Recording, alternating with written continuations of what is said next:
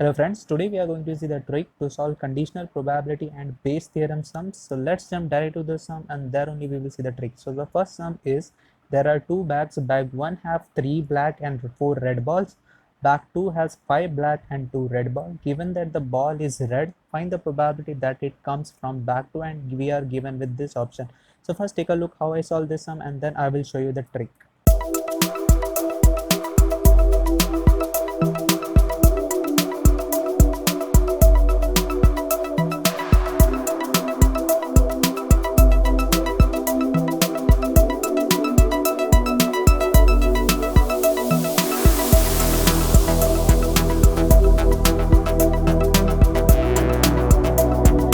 So the answer is 2 by 6, basically 1 by 3. So you can see the correct option will be this A. Amazing, right?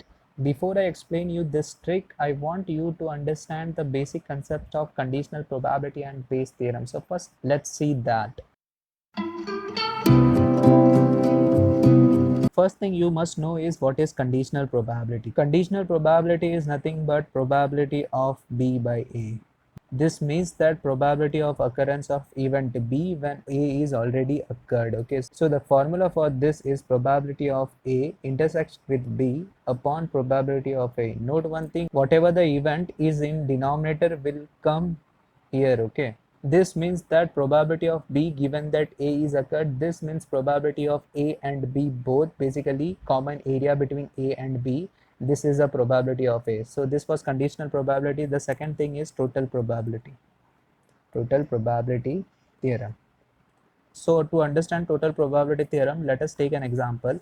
Let's say we have bag 1, bag 2, bag 3 and bag 4 and the event is selection of red ball.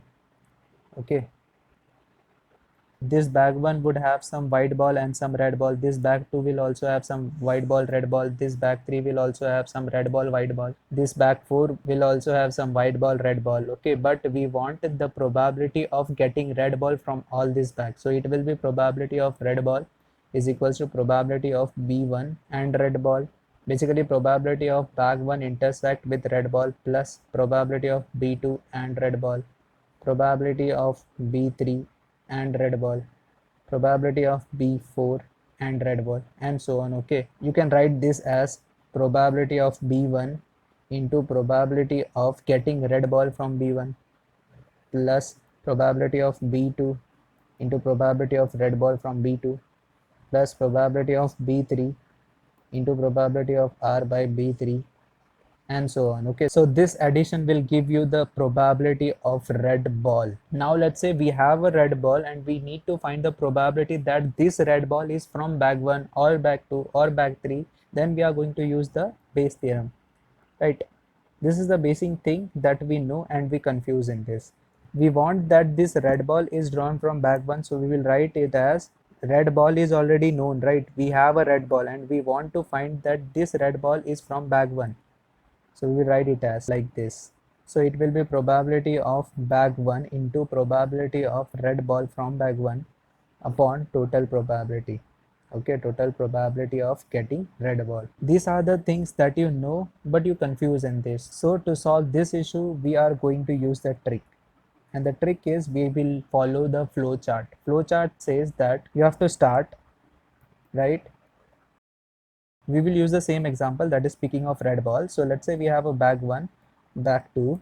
Okay, at the end we want the selection of red ball. Okay, so we will have some red ball from bag 1, from bag 2 also.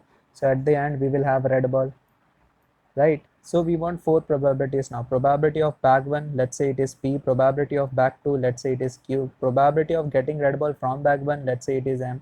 Probability of getting red ball from bag 2, let's say it is N.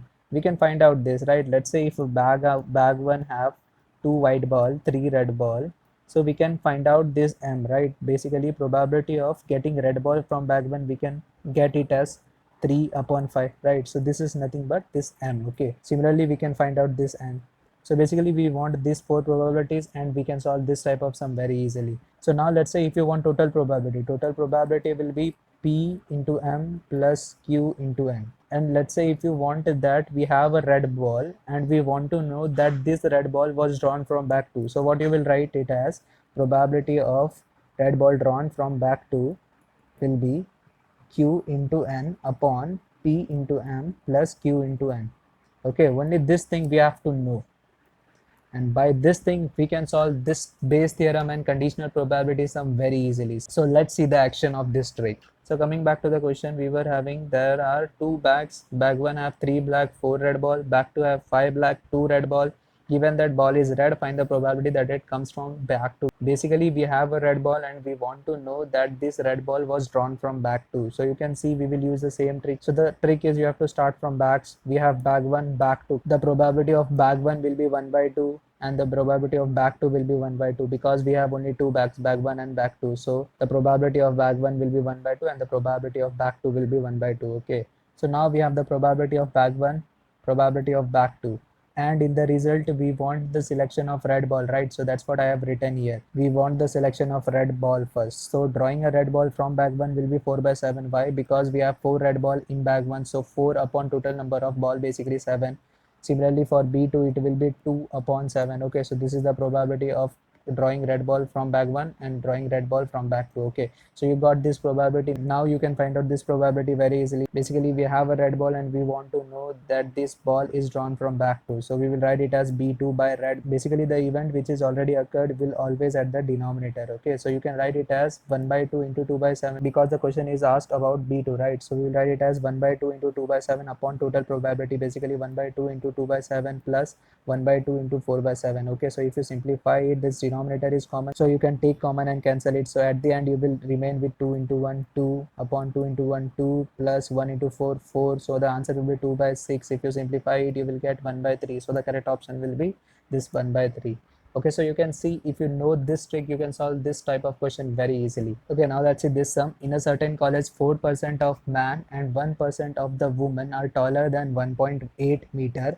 Furthermore, 60% of the students are women. Now, if a student is selected at the random and is taller than 1.8 meter, what is the probability that the student is woman? Okay, so you can see here the final result is that taller than 1.8 meter. Okay, so at the end, instead of red ball we will have taller than 1.8 meter. So let's use the trick here. So we have a student. Okay, student can be this man and a woman. Now we want these two probabilities. You can see we have a 60% of students are women, so basically 6 by 10 is a probability of women and 4 by 10 is the probability of man, right? 60% of students are women. Also we know the result is greater than 1.8 meter. Now we want the probability of man being greater than 1.8 meter, which is given, right? Man being greater than 1.8 meter is 4%, so we will write it as 4 by 100. Always write in fraction because we don't have a scientific calculator with us, so it's better to simplify with the fractions. Okay, and for women it will be 1 by 100. Okay, and we want that what is the probability that the student is woman. Okay, so basically we know the student is greater than 1.8 meter and we want to know the probability that this student is woman, right? So we will write it as 6 by 10 into 1 by 100 upon 6 by 10 into 1 by 100 plus 4 by 10 into 4 by 100, right? So you can see this denominator is going to be common and will be cancelled, so we can write it as 6 upon 6 plus 16 is basically 6 upon 22. So the answer will be 3 by 11. So the correct option will be this A option. So you can see if you know this trick, you can solve this type of question very easily. Okay, now let's see this sum. This is of EC 2006. Three companies XYZ supply computers to a university. The percentage of computers supplied by them and the probability of those being defected are tabulated below, basically given here. Given that the computer is defective, the probability that it was supplied by Y. Okay, so the result is this defectiveness. Okay, so now if we form the flow chart, we can write it as company, it can be X, Y, Z, and we know the result is defectiveness. Okay, probability of computer supplied by X is 60%, so basically 6 by 10. You can write it as 60 by 100, so basically 6 by 10. For Y it will be 3 by 10. For Z it will be 1 by 10, right? Now we want the probability of defectiveness from X, so it will be 0.01, basically 1 by 100. I'm writing it in fraction. 0.02 basically 2 by 100. 0.03 basically 3 by 100. And now in the question it is given that the computer is defective and we have to get to know that this computer was supplied from this Y. So we can write it as probability of getting defective computer from Y. It will be 3 by 10 into 2 by 100 upon total probability. So basically 6 by 10 into 1 by 100 plus 3 by 10 into 2 by 100 plus 1 by 10 into 3 by 100. So you can see the denominators are common, so we can take it and cancel it. So we will have 3 to the 6 upon 6 plus 3. So basically 6 upon 12 plus 3 is 15. Okay, 3 to the 6, 2 by 5. So 2 by 5 is the correct answer. Okay, we want the answer in decimal, so we can get it as 5 ones are 5 fours are 20. Okay, so 0.4 is the answer. So you can say this D is the correct answer. So you can see here, if you know this tricks, you are going to solve this type of sum very easily in less than 30 seconds. Now let's see this sum. This is of IN 2009. A screening test is carried out to detect a certain disease. It is found that 12% of the positive reports and 15% of the negative reports are incorrect. Okay, assuming that the probability of a person getting a positive report is 0.01, the probability that a person tested gets an incorrect report is, and the options are given below. Okay, so basically you can see the result we want is that incorrect report, and this is the question of total probability, as here we want the probability that a person tested gets an incorrect report. It is not a reverse question, right? This incorrect report was from positive or a negative. It is directly a incorrect report. Okay, so we will use the same flow chart. We know the test can be positive test or can be a negative test. Okay, and the result is incorrect report. This is what we want. Okay, incorrect report. Now we want the probability of positive report and negative report. So you can see the probability of a person getting a positive report is 0.01%. So this 1 upon 100 is the probability of getting test is positive, and for negative it will be 1 minus 1 upon 100, basically 99 by 100. And we want the probability of getting positive test incorrect. You can see here 12% of the positive reports and 15% of the negative reports are incorrect. So 12 by 100 is the incorrect for positive and 15 by 100 is the incorrect for negative. Okay, so the total probability says that you have to sum up all these things. So you will get 1 by 100 into 12 by 100 plus 99 by 100 into 15 by 100. Okay, so if you sum up, you will get 12 plus 99 into 15 upon 10,000. Okay, now we have to do this division. 99 into 15 plus 12 upon 10,000, right? So the answer is 0.1497. 0.1497 is the correct answer. So you can see this B is the correct answer. So you can clearly see the difference. If you go by the traditional way, you have to spend more than 1 minute 30 seconds, but with the trick you can solve this type of sum with less than 30 seconds. Okay, now let's see this sum. This is of ME 2009. The chance of a student passing an exam is 20%. The chance of a student passing the exam and getting above 90% marks in it is 5%. Given that the student passes the examination, the probability that the student gets above 90% marks. Okay, so you can see this sum. This is neither a Bayes theorem sum, neither a total probability sum, but this is a sum of conditional probability. Here you have the chance of student passing an exam is 20%. So let's say this A is the event of chance of student passing an exam. So it is probability of A is 20%, basically 20 by 100, and probability of chance of student passing the exam and getting above 90% marks. So let's say B is the event getting 90% marks.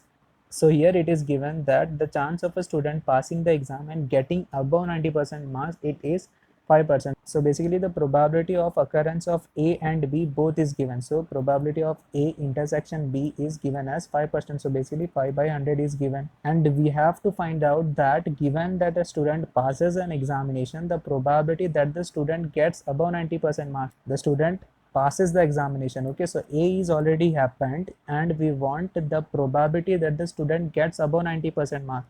Okay, now we want that B event is occurred. So probability of B by A, and by the conditional probability formula we know probability of B by A will be B intersect with A, and at the denominator we will have a simply probability of this A. Okay, so we can write it as 5 by 100 upon probability of A is basically 20 by 100.